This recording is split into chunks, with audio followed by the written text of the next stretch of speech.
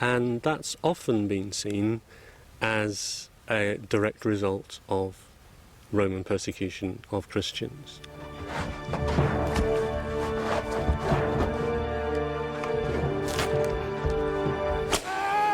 On the face of it, John had every reason to be angry. The established view is that in the first century, the Roman authorities systematically persecuted Christians across the empire. It was believed that the violence started about 20 years before Revelation was written, under the reign of the Emperor Nero in AD 64. Tradition has it that Nero blamed the Christians for the tragic and catastrophic fire that devastated the city in that year. Some Christians were crucified and used their bodies as torches to light the pathways into the city. It was such a devastating experience that the memories of Nero stayed within early Christian communities. Most academics agree that Nero did persecute Christians, but Revelation probably wasn't written under Nero. It's been dated to around AD 90, in the reign of the Emperor Domitian. And evidence in Revelation itself seems to show that Domitian was far less brutal than Nero. If Revelation had been motivated by the persecution of John's community, then you might expect him to list a host of martyrs by name. In fact, Revelation mentions only one. The book is obsessed with those who have died on account of their testimony to Jesus, numbers them in the thousands. But he only names one, a believer named Antipas who has died on account of his testimony.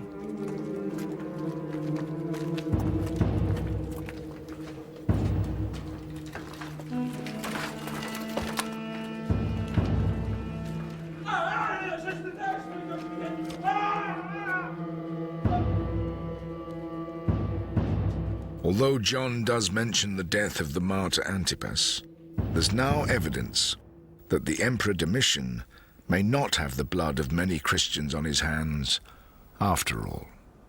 Recent historians have begun to question whether Domitian actually did persecute Christians, and indeed whether he was quite the tyrant that he was made out to be by later historians. There's not a great deal of evidence for that when one begins to scratch the surface.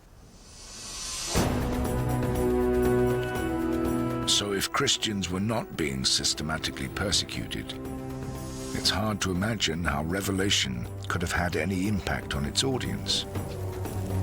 John must have had another target.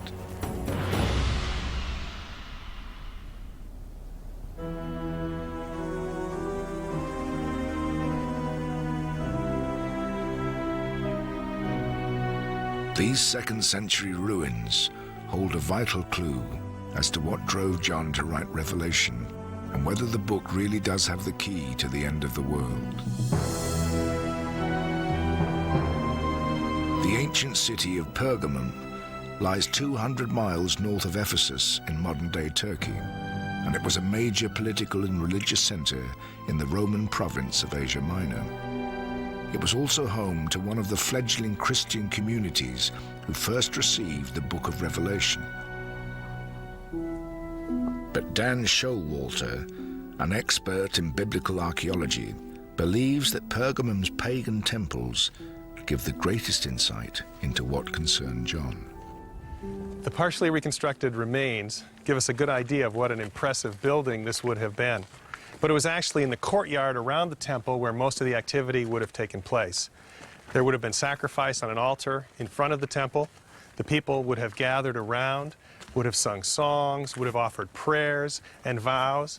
And then when the ceremony was over, they might have been able to take home some meat to help supplement their diet.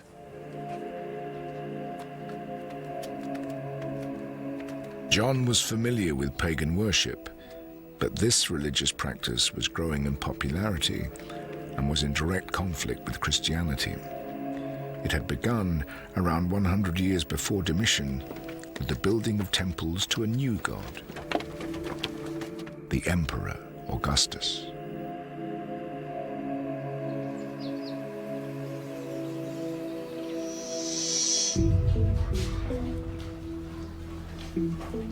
There would have been sacrifices that took place at the imperial temple where people in the city would have gathered and participated in honoring both the presence and power of Rome and the emperor as an individual.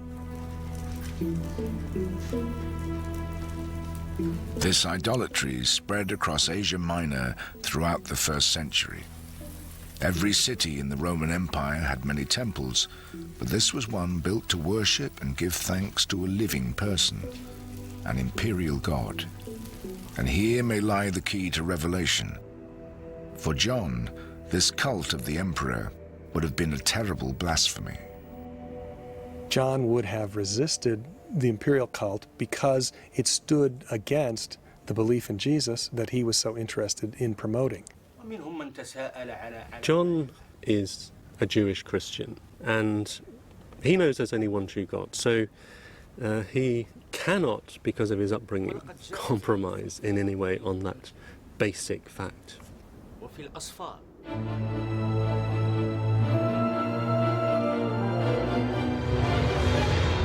But the most compelling evidence that the Roman Empire, and especially the imperial cult, was John's target, comes from one of his most frightening visions, a terrifying beast who makes war against God's people.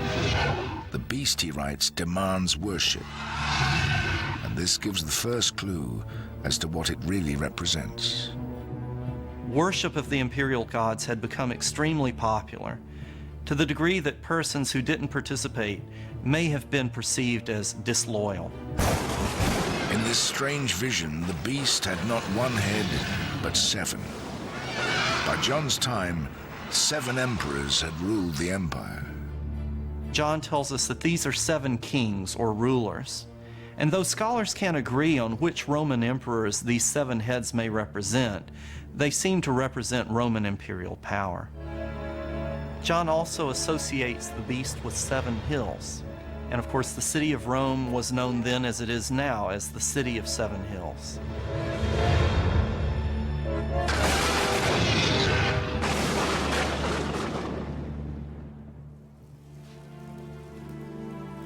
To many academics, these cryptic but repeated references to the beast show that John's target isn't Roman persecution, but the paganism of the imperial cult. However, that can't be the whole story.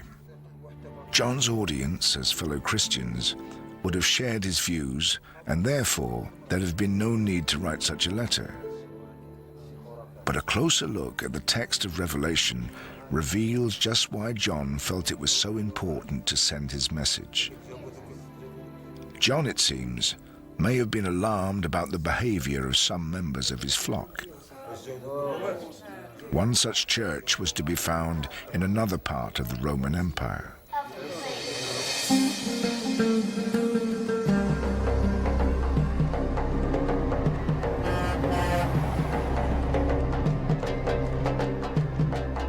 To the south of Pergamum was the ancient city of Ephesus.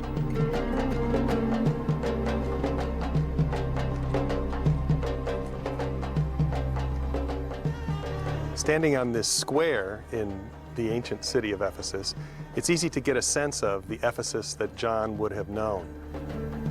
The streets would have been full of people, the shops full of people selling their wares. This was an ancient port city where people would have come from all over the Mediterranean world and beyond to trade, to share ideas, and sometimes to share religions. In this Mediterranean cultural melting pot, the Christian church would have been a tiny minority. A theater like this would hold 25,000 people, and the Christian community, the churches here, would probably account for a very small percentage of that. The Christians probably would have filled up only a couple of rows.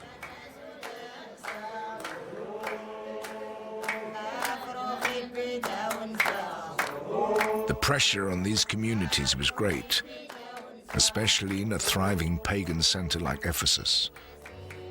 Pressure that could weaken the faith of a struggling church. Their neighbors